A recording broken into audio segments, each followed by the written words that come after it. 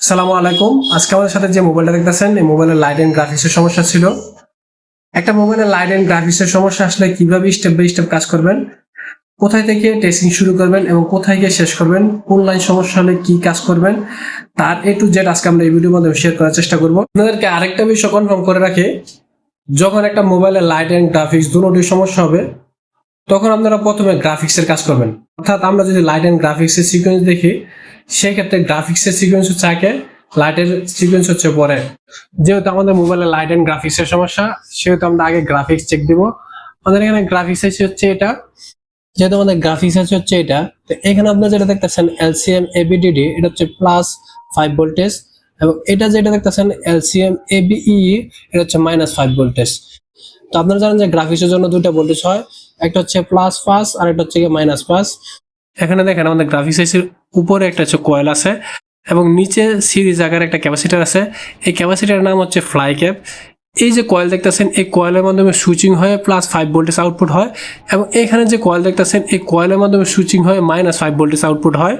কোনো কারণে সিরিজে লাগানো এই ক্যাপাসিটরটা যদি নষ্ট হয় অথবা ডিসকানেক্ট হয়ে যায়, তাহলে কিন্তু আপনার মাইনাস যে 5 ভোল্টেজ সেটা কিন্তু আউটপুট হবে না। তো এটা হচ্ছে আমাদের +5 এর ক্যাপাসিটর, আর এটা হচ্ছে -5 এর ক্যাপাসিটর।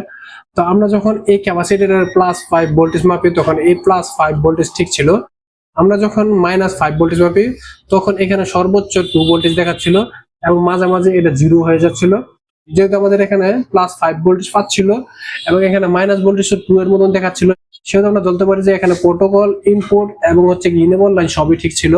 যখন আপনারা এরকম কোনো কন্ডিশনে পড়বেন যে +5 ভোল্টেজ ঠিক আছে কিন্তু -5 ভোল্টেজ পাচ্ছে না, তখন হচ্ছে কি আপনারা এখানে একটা সিরিজে ক্যাপাসিটর পাবেন, যে ক্যাপাসিটর দুটো টার্মিনাল আইসির সাথে সংযুক্ত থাকবে।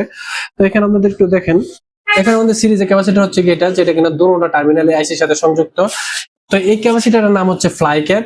তো যখন আপনাদের কন্ডিশন এরকম হবে যে +5 ভোল্টেজ উৎপাদন হচ্ছে, -5 ভোল্টেজ উৎপাদন হচ্ছে না, তখন আপনারা প্রথমে এই ক্যাপটা চেঞ্জ করে দেখবেন। তো এখানে আমরা প্রাথমিক অবস্থায় এই ফ্লাই ক্যাপটা চেঞ্জ করে দেখি। চেঞ্জ করার পর আমাদের যে কন্ডিশনটা দাঁড়ায় তা হলো কিছুক্ষণের জন্য লাইট এন্ড গ্রাফিক্স আসে, তারপর আবার লাইট এন্ড গ্রাফিক্স চলে যায়। এরপর আমরা বুঝতে পারি যে হয়তোবা এই আইসির অভ্যন্তরীণ ভাবে কোনো সমস্যা আছে, যার কারণে কিছুক্ষণের জন্য লাইট আসছিল এবং তারপর চলে যায়।